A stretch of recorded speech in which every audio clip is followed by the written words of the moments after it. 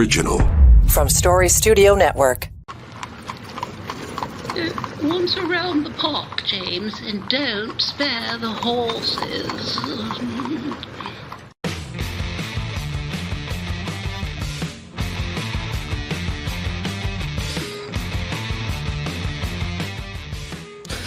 Well, here we go. We are back at it. It is On the Ledge, your Ontario Politics podcast. Dave Trafford here with you. And as we record this session, it is the 7th day of November. And yesterday we had a rather animated and spirited conversation with our cast, the comms and strategy team. They sit around the table at Now and Next. That would be Lindsay Broadhead and Brad Ross and Bob Reed and Anne-Marie Akins, and kind of sifted through the early entrails of the election results stateside. And, of course, that is taking up all the oxygen. So we'll get to that today. We'll talk about that. We'll get to a couple of the high-level conversations going around at Queen's Park as well. Whole question of voter subsidy. Good idea, bad idea. I can kind of see both sides of this, but we've got the brains in the room that know better than I do, so they'll be able to shed some light on that. And this issue around protests at places of worship. Do we need legislation or bylaws that kind of regulate that the same way? We've done it elsewhere. We did it during the pandemic around hospitals and set that up. So this is all good. Now, before we get into it, some business that we want to attend to. And, we know that there are plenty of you out there who are listening, plenty of you actually watching on the YouTube. And if you're doing that, make sure you subscribe, will you? Because when the show drops, it just pops up as a notification and you'll know that we are there. And you can tuck us away and watch or listen to the show whenever you want. But we also know that we have the talkback feature. So, let's just make sure that if you've got something to say, don't just scream off into the maw and the quiet of the, of your pillow or whatever it might be that drives you crazy when you listen. Let's make sure that you have the opportunity. So you can actually go to our speakpipe/ontheledge.com and leave us a message. And I guarantee you, Finance Minister, that we would be happy to include your comment on the show. And we'll be happy to tell you why you're wrong about the recycling issues around the LCBO or whatever else. But, what we love here is that it's always an opportunity and a place that we can safely and easily disagree. All right, let's get to the group. John Wright is here. He is our veteran pollster. He's our in-house pollster. He's the founding pollster here at On the Ledge, your Ontario Politics podcast. Keith Leslie is here. You see and hear him at CHCH television in Hamilton, and a longtime commentator and observer at Queen's Park. Kathleen Wynne, the former Premier of Ontario, and Tim Hudak, dipping into a whole new excitement. I saw you hanging the shingle. Was it about a week ago I saw on LinkedIn, Tim? It was just three days ago. It may seem like over a week ago, but yeah, thanks, Dave. I 28 years, right, is a MPP, Cabinet Minister Party leader, and then that includes 7.5 running the Ontario Real Estate Association, which was one of Canada's largest professional associations. So, like Premier Wynne, we've seen good presentations, we've seen bad presentations. You learn a few tricks. So, decided to put out my own business, join the productive class, and help individuals and organizations actually succeed when it comes to their advocacy and leadership. I use the phrase eat what you kill world, and my daughter gives me shit for using that phrase because, we really want to get along with people here. But you know what? I realized the kind of dipping into that, live the entrepreneurial world a while ago now, that it's a pretty good place to be. That in fact it's better than having a job. And only the next best job, and Kathleen Wynne will know this, is being a grandparent. Absolutely. Right?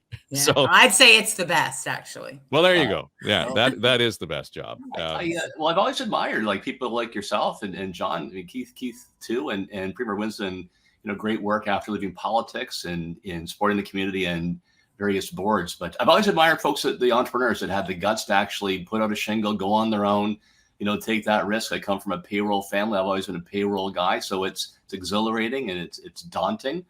But having worked with realtors and see how hard they work for every client, I said, time to give it a shot. So anyway, I won't dwell much longer, but it's timhudak.ca if you want to check it out. Yeah, do that. And I just think that, we can get into a whole conversation about the education curriculum and how it should be including this whole idea of entrepreneurship, the idea of actually encouraging our kids to fail to some degree, because there's such resilience in learning how to do that and not being afraid of it and the learning that goes with it. I don't get me started, because I think that's one of those things that we really sort of need to embrace. We too often want to give participation ribbons, which is not a bad thing, except if you failed, way to go, I think is probably not a bad thing to be able to say. Back to being a grandparent, watching the kids kind of learn how to walk is all over again. It's the same sort of feel. Before we get to the stories of the day, John Wright, I gather you had an encounter with our finance minister this week. Yes, he was very complimentary to our podcast, was encouraging people around him to listen to it because he'd listen to it on Sunday night. But you know what? He was the perfect person we want to have listen to this, because he phoned Tim Hudak. And Tim, you can reveal what he said to you, but he also had comments on a few others and the comments we made and stuff like that. So I just said, at some point you're going to have to come on the show. But it was invigorating when I was out the other night to have him come up and comment on what we got right and what we got wrong. Well, it can't be much wrong, Tim. What did we get wrong? A couple things we may have been a little bit off. Hey, I don't know, David, consider it, but having it's great the finance minister watches and listens, and I'd give him a chance for rebuttal if we had that chance. Well, but you gave him big marks, so I can't be that was right. That can't be what was wrong. I guess I had a little sugar in there to cover the pill. But he did correct my record. He said I was wrong when I had talked about because I didn't think forcing every mom and pop convenience store to recycle bottles and fish cigarettes out of the bottom of beer bottles was appropriate. He said, actually, Tim, you were wrong. And corner stores don't have to do that. He told me if a business is within 5 kilometers of an existing beer store, they don't have to be part of the program as well. So anyway, I got straightened up with the finance minister. So I relayed what the facts are now. But if they're not that close to the beer store, then what happens? Right? There you go. Yep, right. Come on. Independent grocers of a certain square footage, I think. So anyway, my view is that let's see what the market can decide over time. But bottom line, he had, and then Keith Leslie caught him. He wasn't happy with some of Keith's figures there. So I say let's give him his 2 minutes for a rebuttal during question period. We'll have to have a scrum session on the ledge, Jen, and it'd be fun, I think, for certainly for Tim and Kathleen to be on the other end of the scrum as opposed to being focused. Ain't that the truth? All right, so all of the oxygen this week taken up by the U.S. Election. We'll get into the it drove me freaking crazy every time we started talking about the outcomes and what went wrong, and polls were at the top of the list. I'll give you a chance to get in on that, John, for sure. But here we were early on Wednesday morning and then Wednesday afternoon. It is now clear that we've achieved the most incredible political thing. Look what happened. Is this crazy? I want to thank the American people for the extraordinary honor of being elected your 47th president and your 45th president. I will not rest until we have delivered the strong, safe, and prosperous America that our children deserve and that you deserve. While I concede this election, I do not concede the fight that fueled this campaign.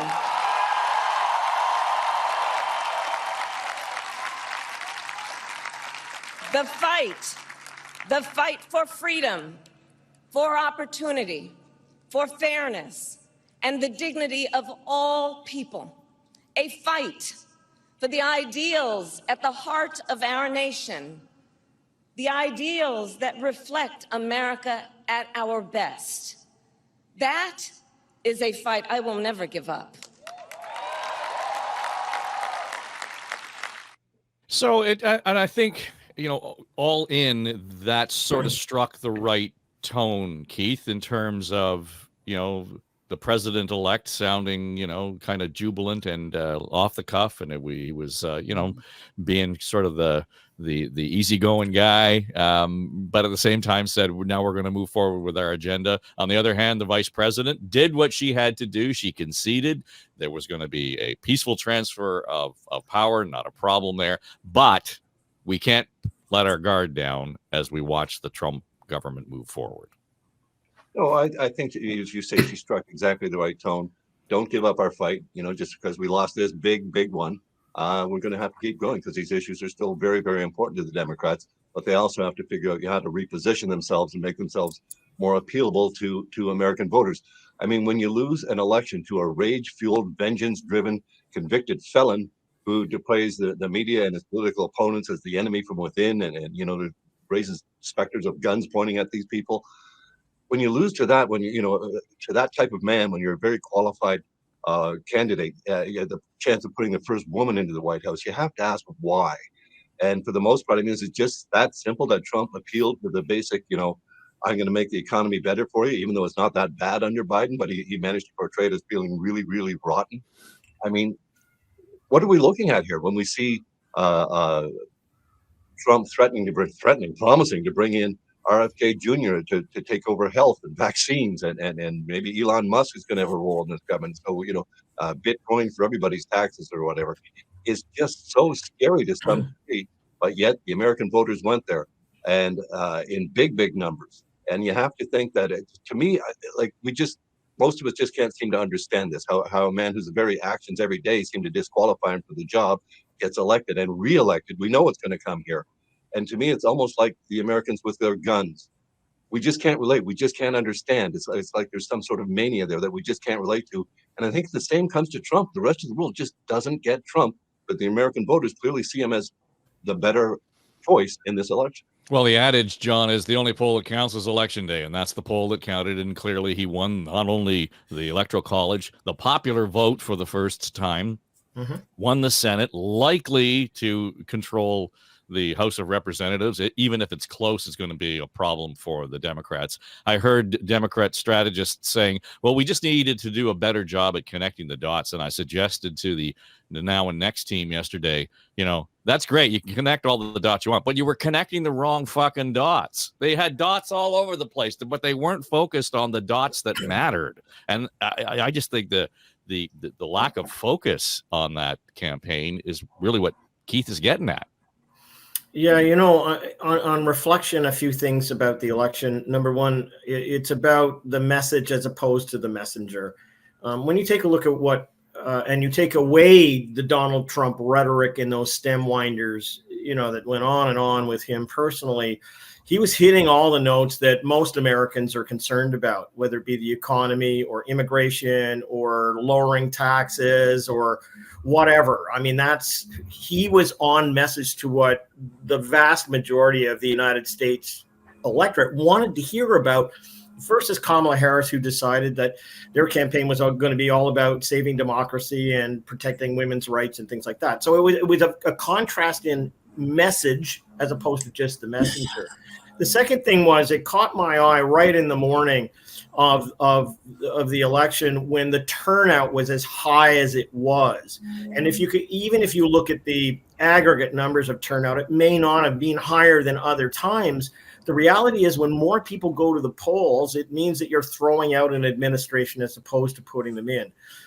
The public opinion polls underestimated again in the United States that there are certain groups of people who just are not coughing up exactly how they're going to vote, but it's the independents who, in fact, moved the needle along with some of those other smaller groups. It didn't surprise me at the end of the day, but I have to say, in watching on election night, I've never said this before, but I was switching between all the channels. So CNN, ABC, CBS, is sitting in the living room here and watching it. And I happened on Fox News, and, there will be people who say, Fox News are all biased. I found Fox News to be the most balanced, involved.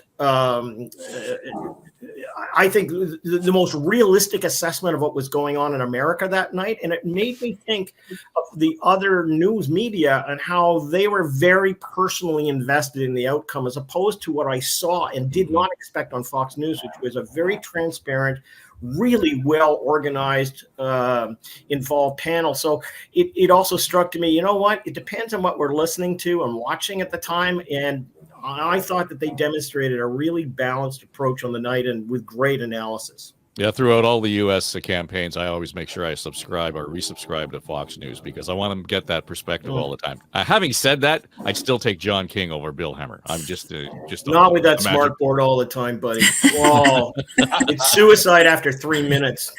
You start to hyperventilate, right? Oh. And just say, take a breath, take a breath. So, Kathleen, when you were in Philadelphia on the weekend, and then last week you promised to report back. And here's what I want to know, because this is not your first rodeo at knocking on doors. Give me your own sense of what you heard, and if there was anything that kind of tweaked in your head, thinking, "Oh boy, this is not right," or "This is a surprise," in terms of the reaction you saw or felt on the ground. So we were in, my son and my sister who came over from Boston and I were in a very downtown Philadelphia neighborhood, 51st Street, 52nd Street, and Wright. I mean, it was very working class. There was a fair bit of poverty, and we had a marked list. We had a marked Democrat list, and it was mostly women we spoke to, all Black women. And so I came away feeling exactly what was reflected in the final results, which is every one of these Black women is going to vote. They are motivated. They're going to go out. They came to the door and they just wanted to know where their polling station was. I mean, this was the end of the campaign, right? So they'd been contacted 4, 5, 6 times.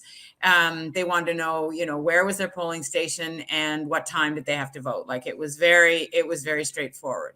But we did not, we avoided talking to people who weren't on the list. So the husband, the brother, whatever, there were, and I did have a couple of encounters with men, and they were not as positive. Some of them were, but some of them were not.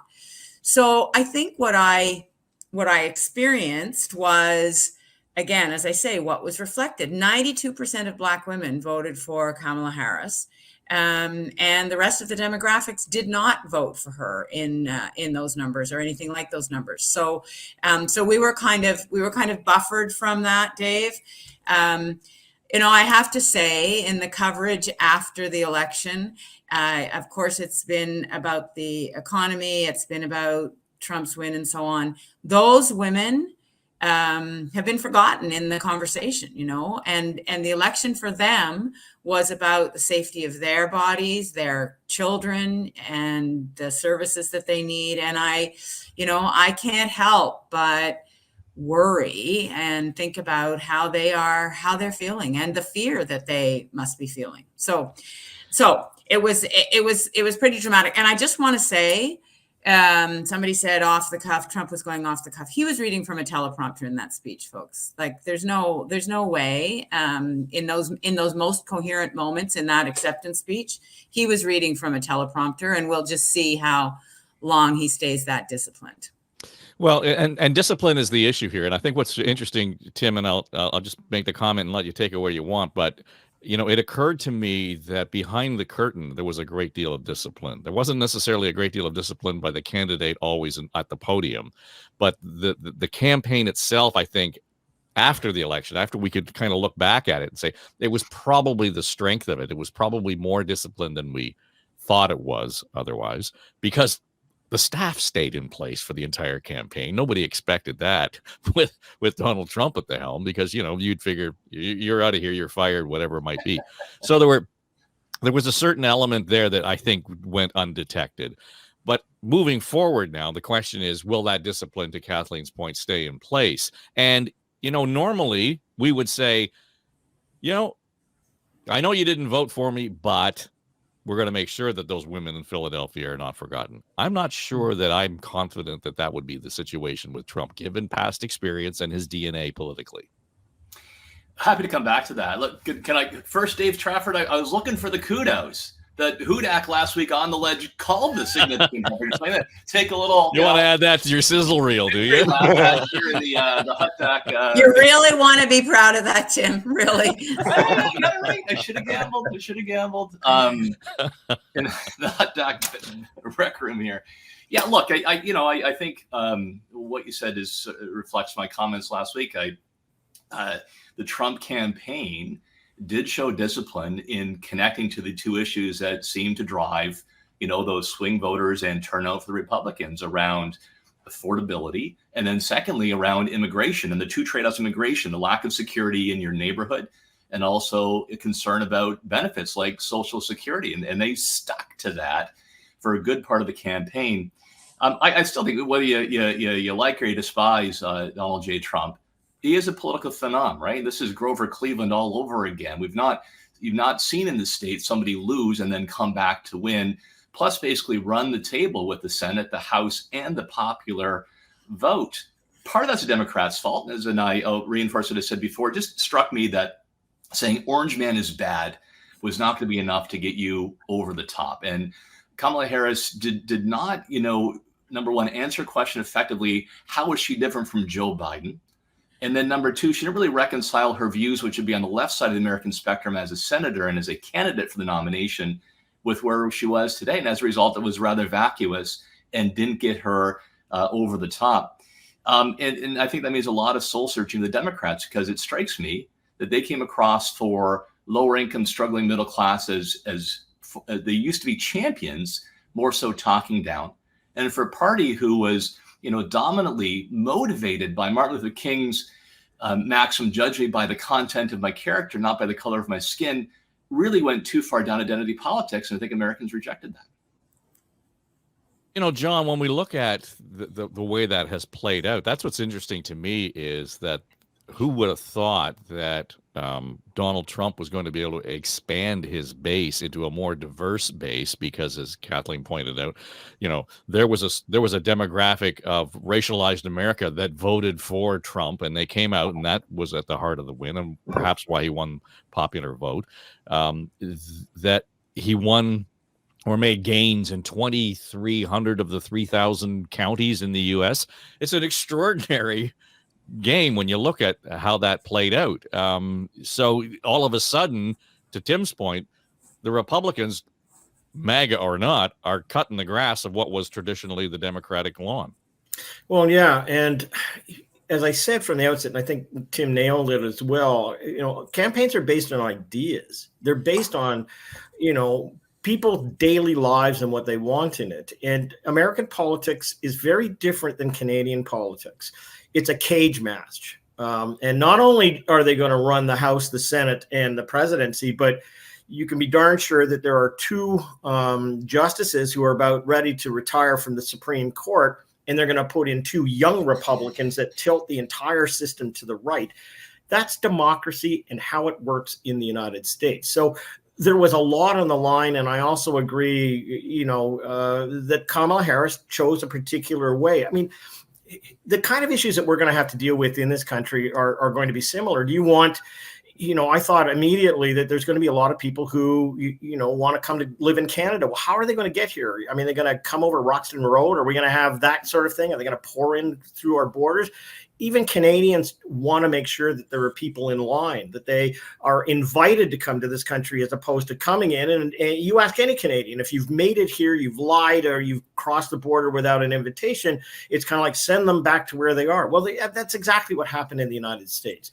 I think the real issue for us is what does it do to our country writ large, as opposed to how much we're invested in the United States politics? I mean, this is an issue that Justin Trudeau is going to have to deal with, and Pierre Poilievre. It's an issue that Premier Ford is going to use. I mean, does it become an ingredient for him calling an election early in the spring to say, look, it's time for me to strengthen my hand. I need a mandate to do that. But I have to begin thinking more about our country and what matters, as opposed to simply about how Donald Trump is going to affect things in the United States. So we'll get a flavor of that maybe on one side or the other of the border, but at the end of the day, it comes down to my country and how it is affected, and I want our politicians to be able to have the hand to deal with it. Well, and I think what we'll do is we'll get to that point where, you know, it is going to take over the narrative to some degree. And, you know, needless to say, yesterday it popped up in a scrum with the premier. Well, I found it very, very interesting. And as I've always been on the record, I'll work with anyone. I would have worked with the previous administration, which we have been under President Biden. We're going to work with President-elect Trump, as we did at the beginning of the administration. And we just want to work and have a fair trade deal. You know, the president knows that 9 million Americans wake up every morning to produce products to ship to Ontario. And we're the third largest trading partner in the world. Ontario is $500 billion every year, split down the center. We're the number one trading partner to 17 states, number two to 11 other states. And we have something that they'll always want, and that's our critical minerals and our energy. So when we hear that litany of you know, what they want, what they need, why we're such good friends and trade partners, Tim, when, you know, who is he talking to? I mean, I think that's lost on the general public here in Ontario. To John's point, I want to worry about what's going to happen at my kitchen table. But I get the point where we've got to really reinforce our relationship with the, you know, Lake Superior governors and all that, and certainly with Washington to some degree. Who's the premier talking to there? Oh, governors, businesses that operate on both sides of the border, House of Representatives. It was the premier did a solid job. Other premiers as well. Look, I'm more of an optimist on this, or less of a pessimist. There's no doubt of Trump's deeply flawed personality, erratic decision-making. Just for the record, the phrase is nauseously optimistic. So I just want yeah, I saw that on the post. But look, you know, I think that Prime Minister Trudeau, and with his right hand really on these issues, David McNaughton, I think, was a phenomenal ambassador for Canada to the U.S. It navigated that turmoil last time around, you know, quite successfully. It engaged the strategy that I just talked about, Dave, but also in a direct relationship with Trump administration officials. Trump actually takes pride in the U.S.-Mexico-Canada trade agreement. Yeah, this is going to change parts compared to NAFTA, which he described as the worst deal in the history of the U.S. And I think this will mean that it'll be incumbent upon us in Canada to say, okay, how can we approach these things on a bit of a North American-wide basis? So that'll mean taking a look at our contributions to defense spending. Personally, I think we should spend a lot more. Canada really lifted far above its weight in World War I, World War II, Korea, but now we're at the back of the pack with Slovenia when it comes to defense spending within NATO. I think North American-wide, look at issues around immigration and make sure refugee policy is consistent, or at least compatible. We'll be part of that as well. So yeah, it'll be unpredictability to it. But man, we had a recipe that actually worked before with good talent and smart heads to figure out how we can give them a win while trying to get the best win as we can for Canada at the same time. Keith, it just becomes one of those issues, though, where I think it's easy. It'll be a flash in the pan immediately in terms of the conversation. But you know, I'm hearing already, and I saw some reporting this morning suggesting that, you know, the Liberals are going to try and raise money on it because they're going to paint, you know, the Ford administration like the Trump administration. I think that's a mistake.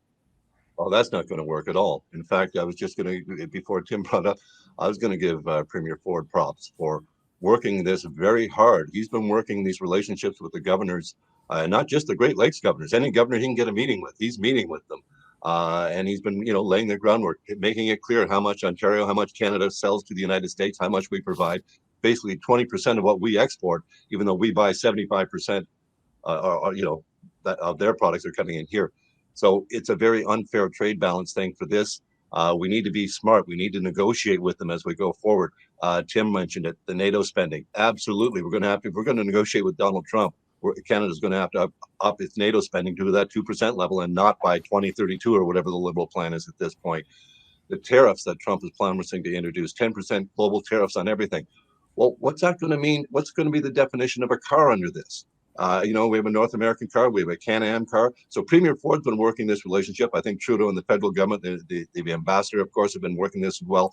They know it's coming. They know what Trump's trade policies are going to be. So we have to negotiate smart. And part of this, apparently, this Bloc Québécois bill that's in the Senate now about supply management and protecting the dairy farmers, apparently if this gets passed, it'll be like a grenade.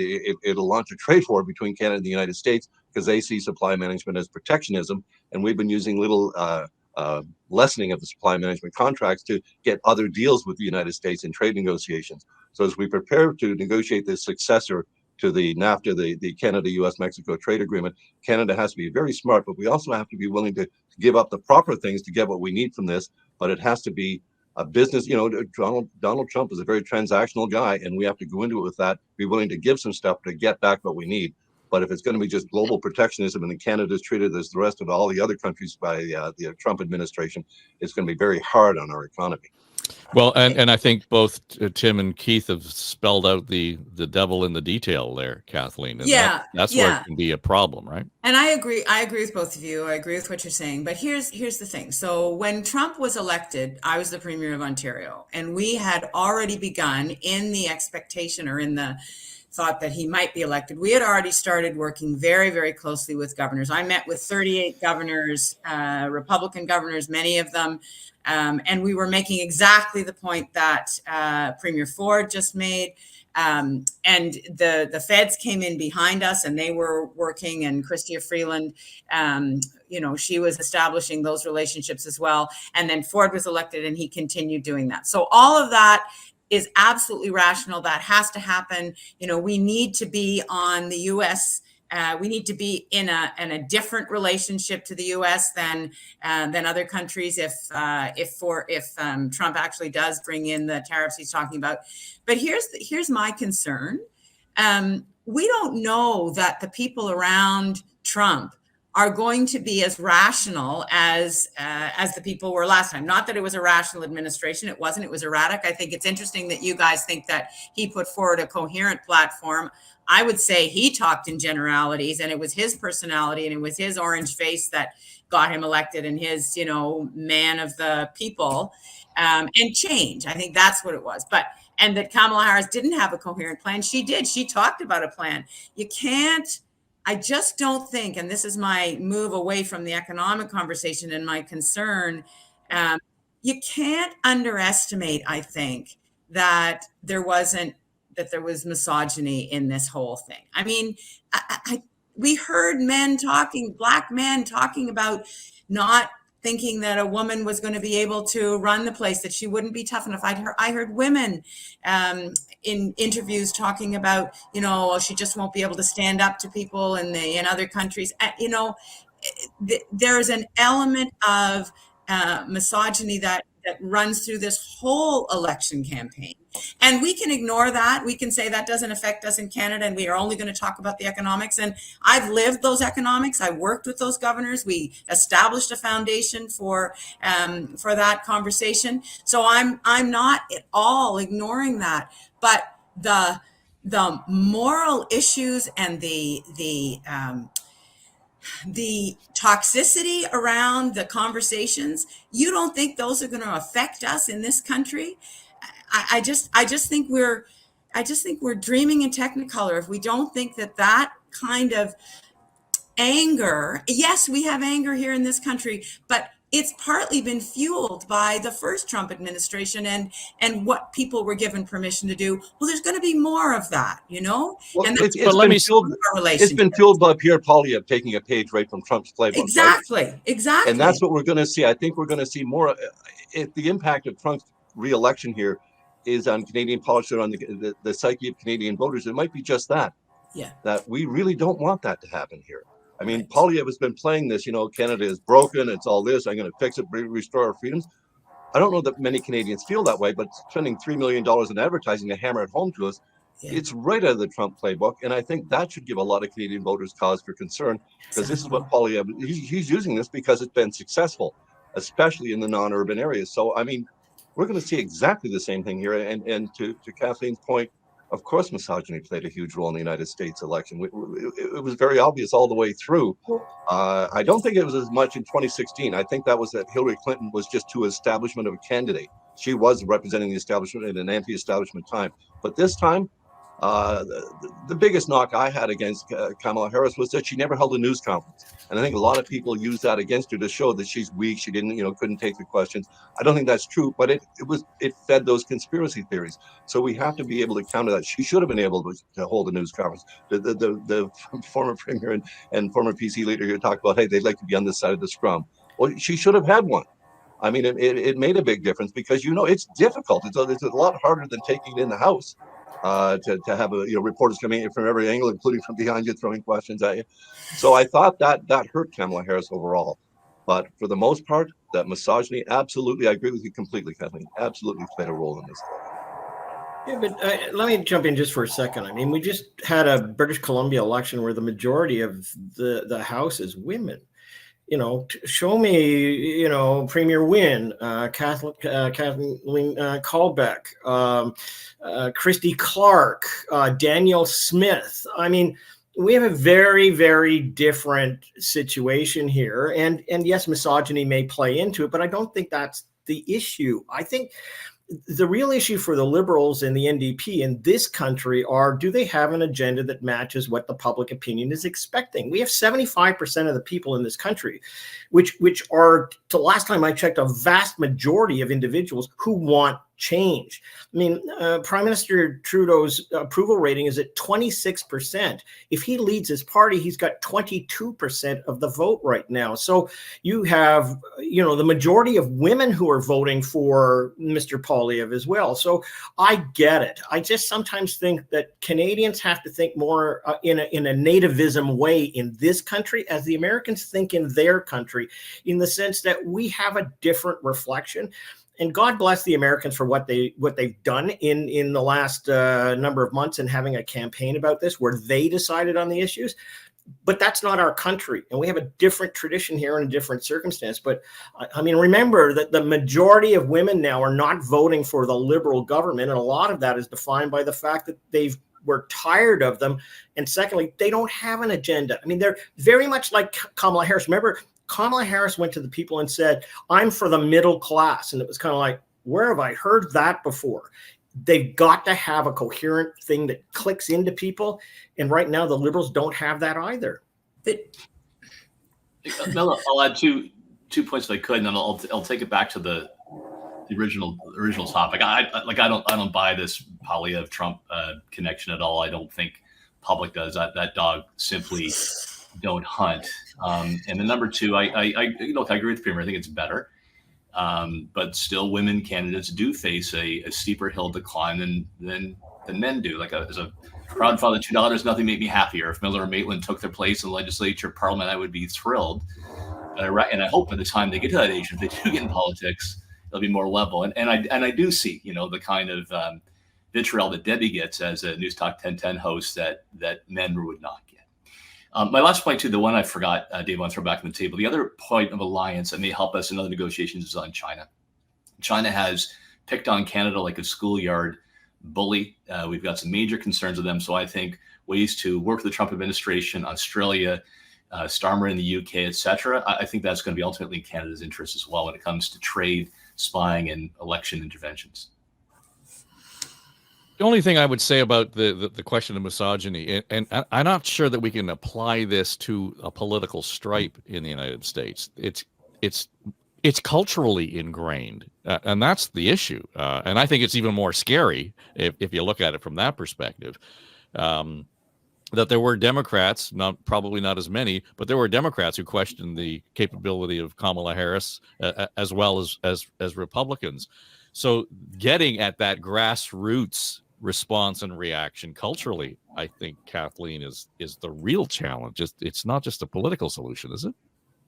No, no, and I say that when I'm talking to groups of young women, because they ask me what I faced when I was in politics, and I say, well, I faced much of what you face in your life because it's everywhere. There's systemic misogyny, and I'm not I'm not saying the whole election turned on sexism or misogyny. And you know, in this country, sure, there have been women who have been elected to leadership. 16 women have been in first minister's positions in our entire history. So that's all premiers and all prime ministers. There's 16 women. So we're kind of behind we're kind of behind in terms of those numbers, but that's a systemic issue. I agree it's cultural. I think what I'm saying is that this election in the United States fueled a lot of anger about that and a whole lot of other things. And that anger is going to flow across the border. It already has. And I do think Poilievre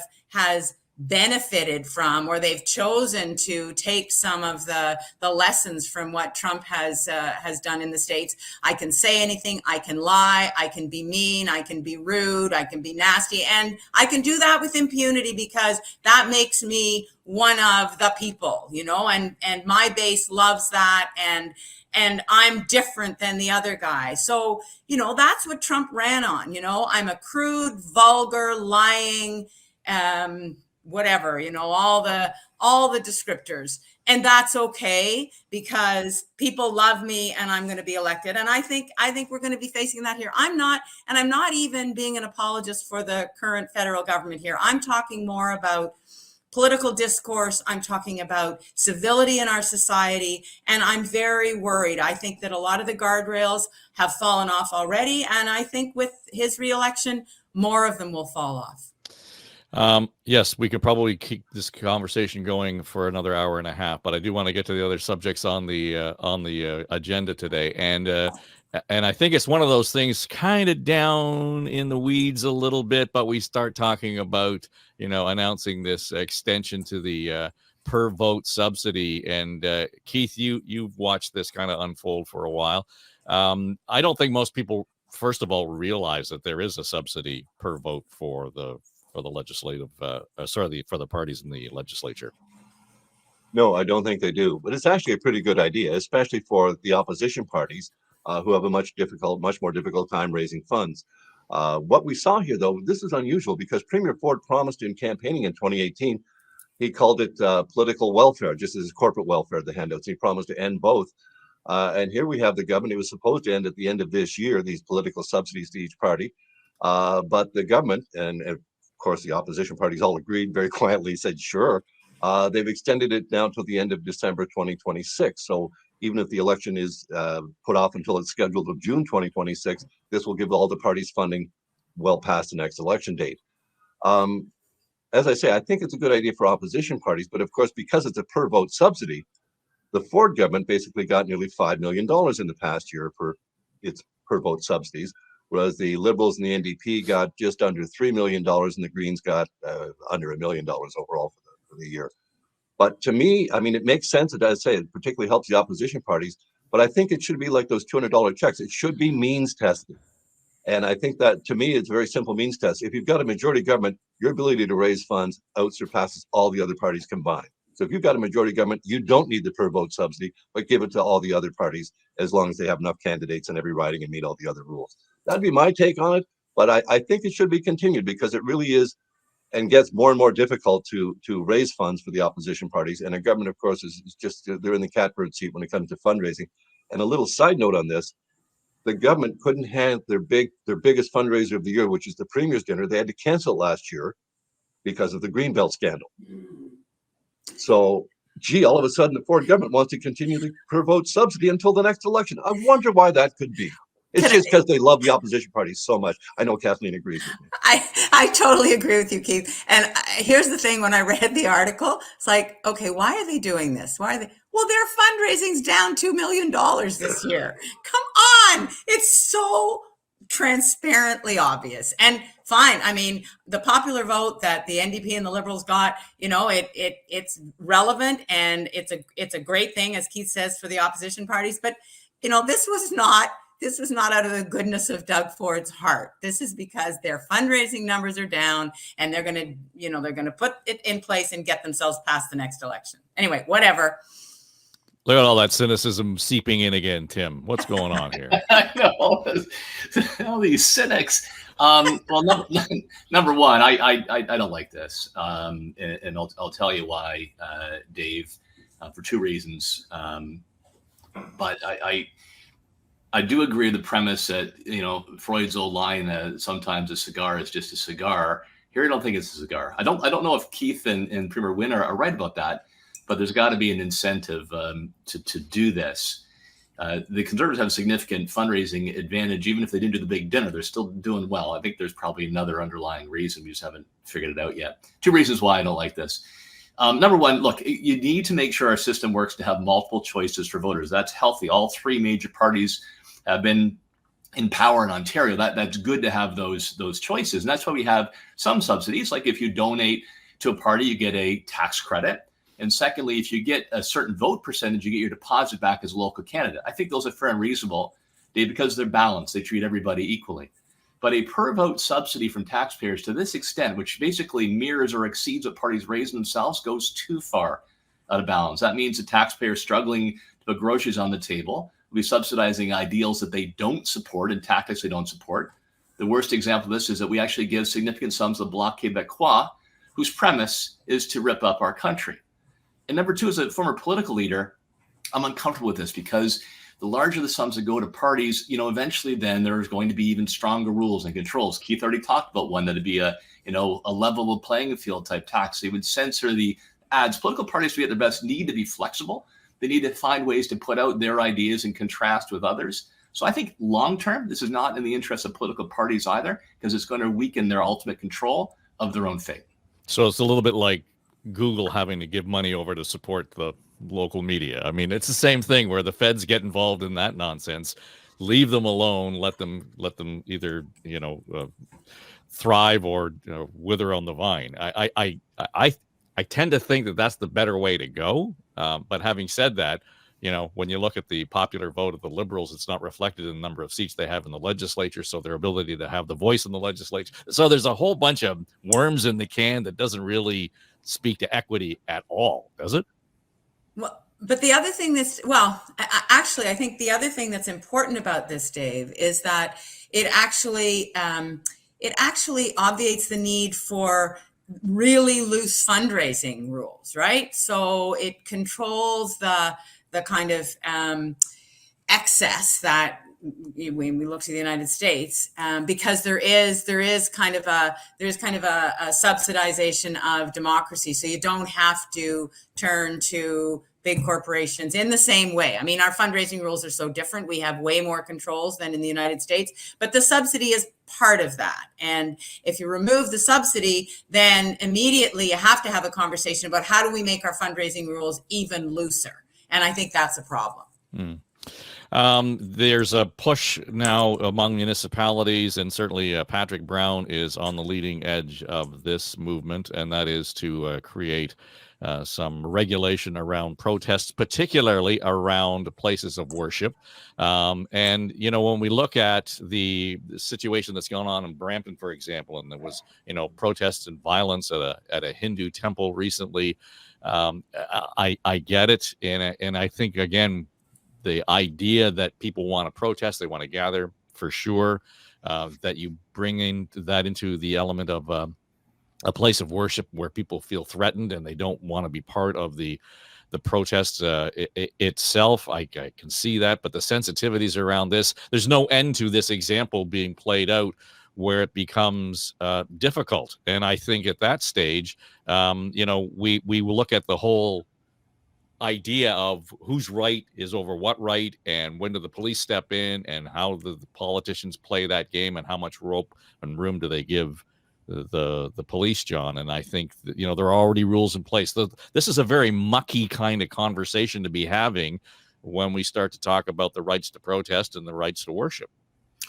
Well, I don't think it's just the rights to worship, but it's the right to access circumstances that, as a member of the public, I should have the ability to do so. I mean, I should be able to go to Mount Sinai Hospital and not encounter protests. I should be able to be a member of parliament and be in my own community or be the next door neighbor and not have people invading my neighborhood and setting up, conditions that are intolerable right outside. I should be able to go to church and access that and not have it blocked out of fear of violence.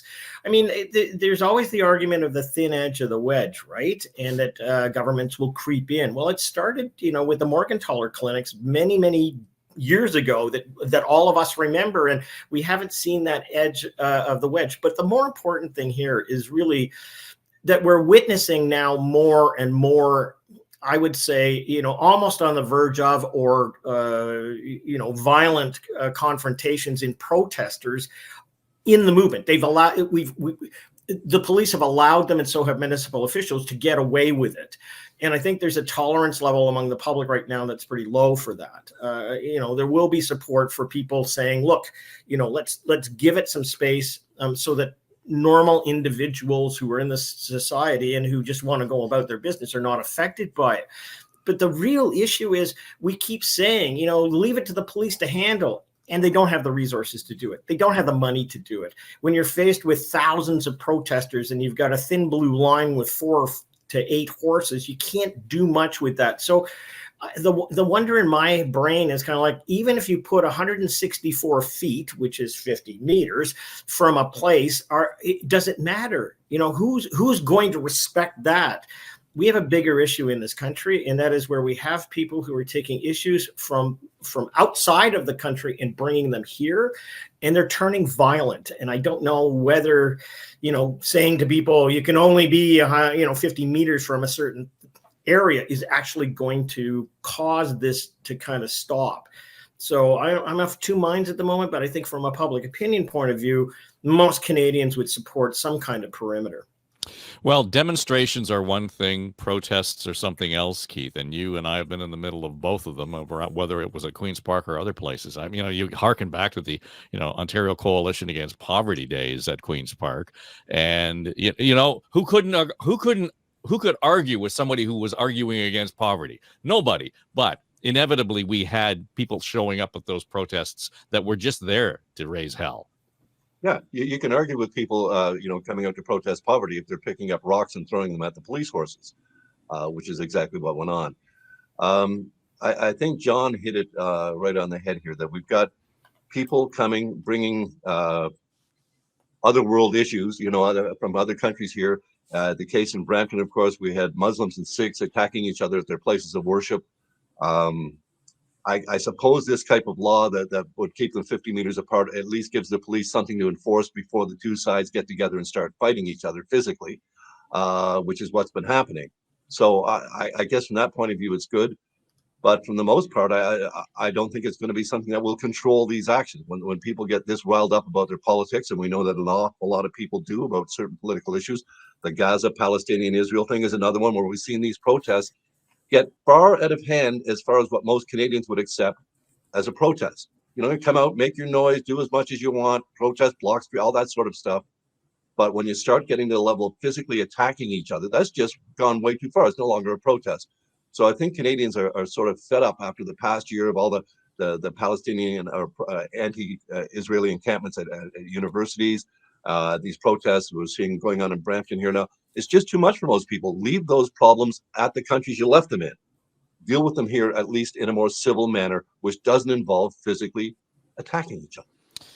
That's easy to say, Kathleen. That's why I said it. No, we'll leave it to you to say the easy thing, Keith.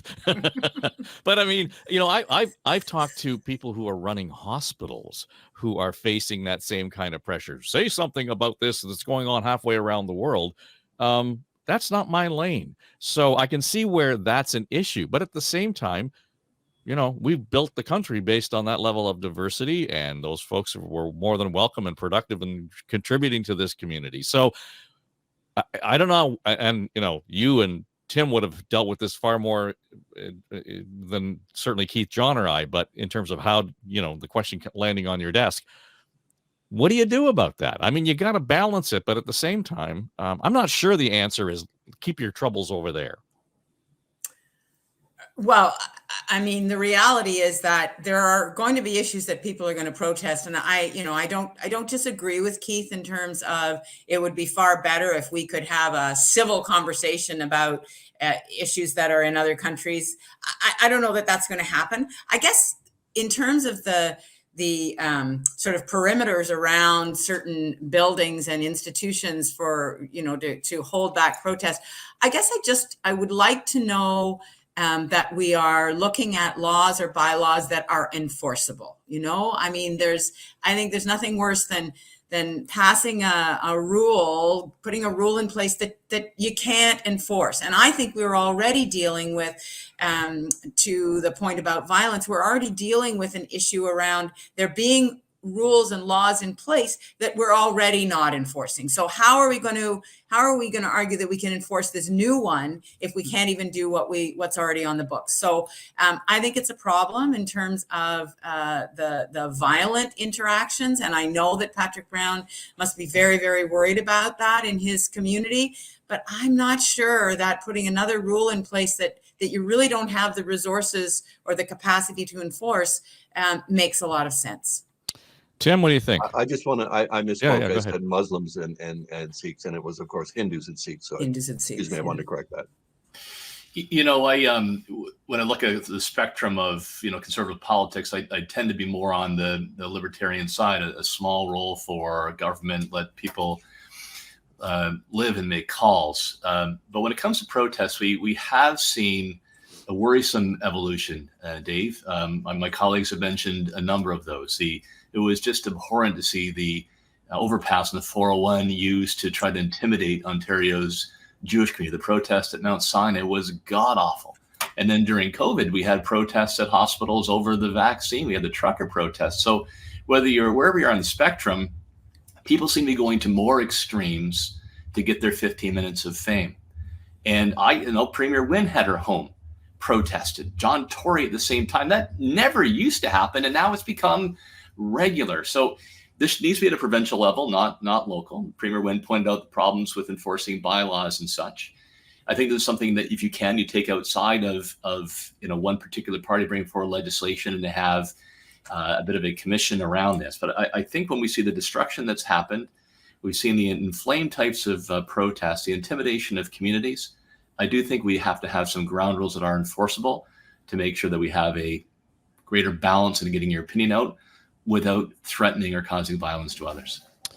Well, let's leave it there, and we'll again encourage folks to subscribe to the show because we do want the input. And if you've got a thought on it, make sure you jump in and leave us a comment, etc. So, Kathleen Wynne, thanks for being here this week, and it was good to get your insight on your Philadelphia experiences. Keith Leslie always saying the easy thing, yeah.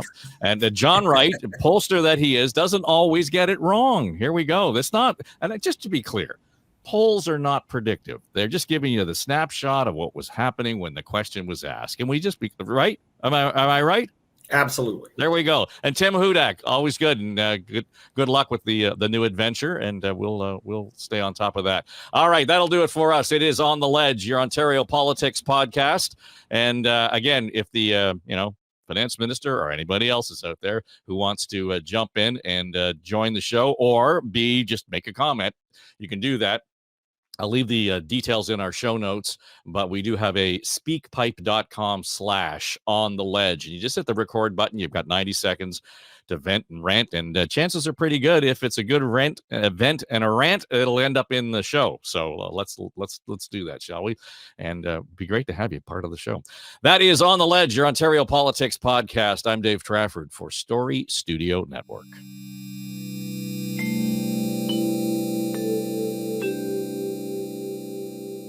This is SSN. Story Studio Network.